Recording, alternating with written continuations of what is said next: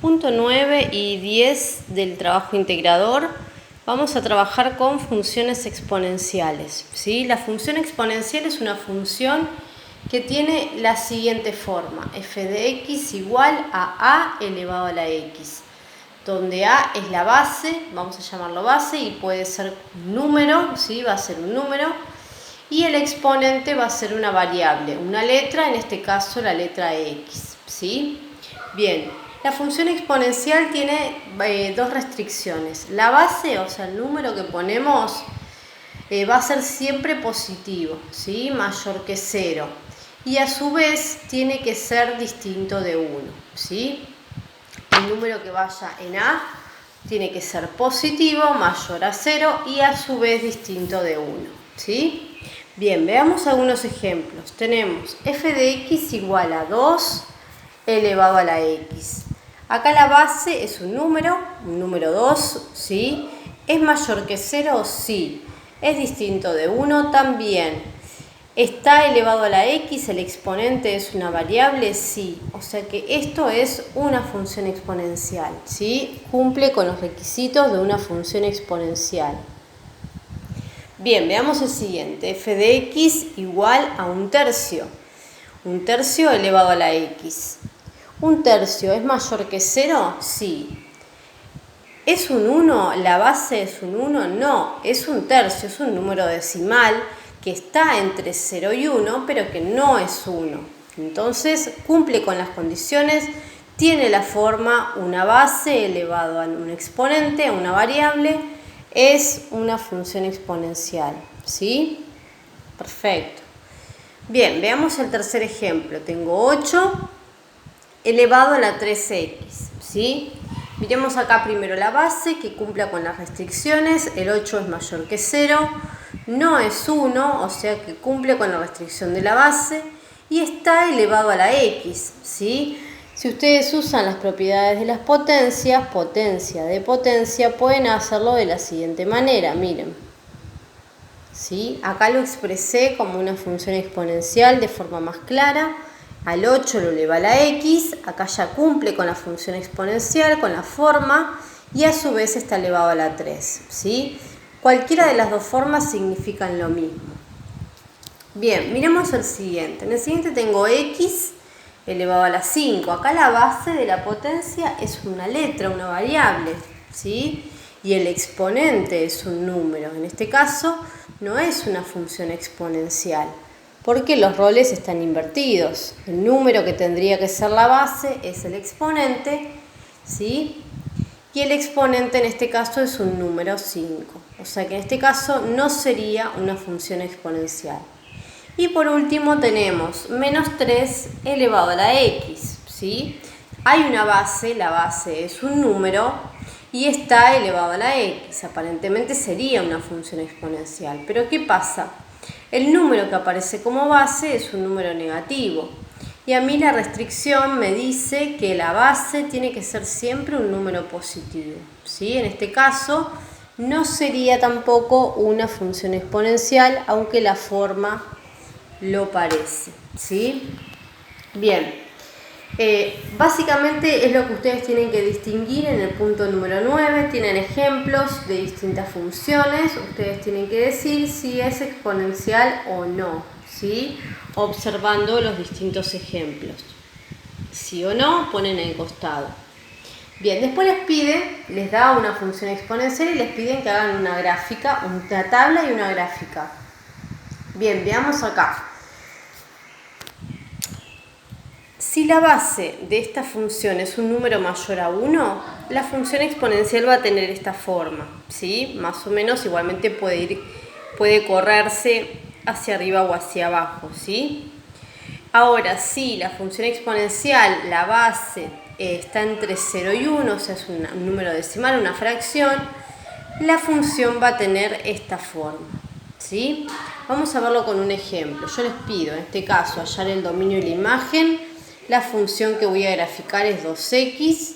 Tengo que hacer una tabla y la gráfica, similar a lo que ustedes tienen en el punto 10.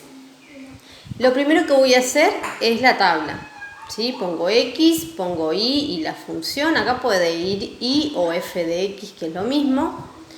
Bien, y lo que voy a hacer es darle distintos valores a la variable. Siempre utilicen valores pequeños o convenientes para que la gráfica no sea muy grande, ¿sí? Siempre con 3, 4 valores estaría bien para poder resolver la gráfica, ¿sí?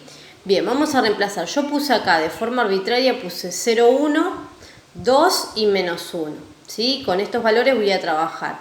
Pueden usar los mismos o pueden cambiarlos. Vamos a reemplazar entonces donde está la X en la función, voy a poner el valor de 0 para que me dé el valor de la otra coordenada, que sería Y. Entonces voy a poner 2 elevado a la 0 y voy a hacer la cuenta, ¿sí? Todo número elevado a la 0 da 1. Hacemos lo mismo, pero ahora donde está la X voy a poner 1, ¿sí? En el exponente donde estaba la X voy a poner 1. 2 elevado a la 1 es 2. Bien, hacemos lo mismo. Ahora voy a poner 2. Donde está la X voy a poner 2. 2 al cuadrado sería 2 por 2. 2 por 2 es 4. Y por último voy a poner 2 elevado a la menos 1. ¿Sí? ¿Qué pasaba cuando el exponente era negativo? Cuando yo tenía como exponente un número negativo, este menos lo que hace es invertir la fracción, ¿sí? Fíjense, 2 elevado a la menos 1. Acá abajo, si yo lo quiero escribir como una fracción, cuando no hay nada es porque hay un 1, ¿sí? No se pone porque 2 dividido 1 es 2.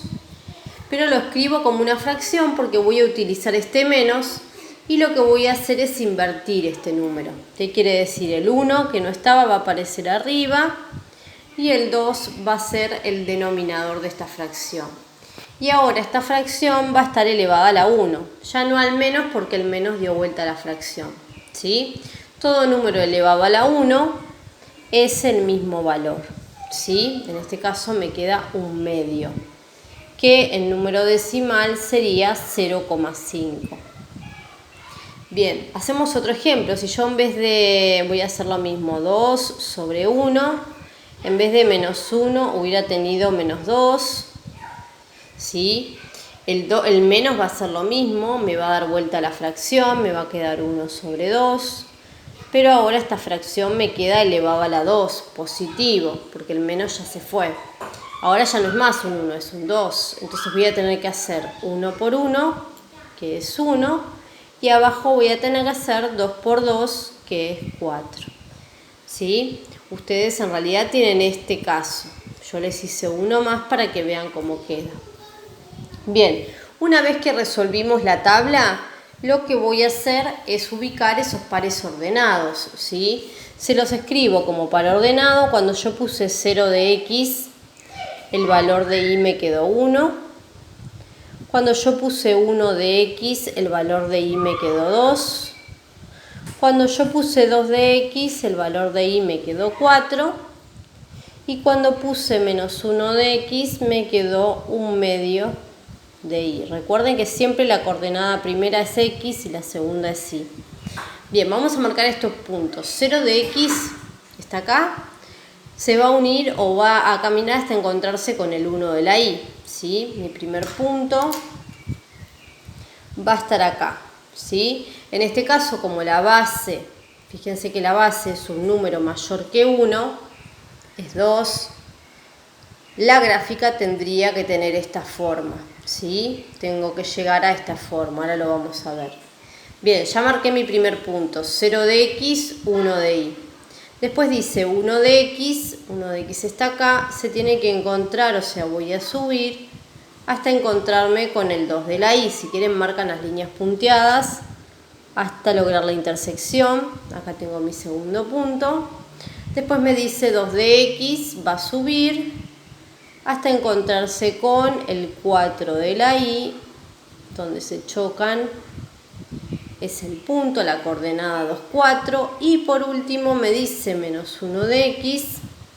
Se tiene que encontrar con 0,5 de Y. Fíjense que es el entremedio entre 0 y 1, justo la mitad.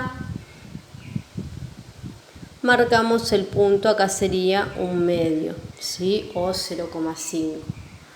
Bien, ahora unimos los puntos.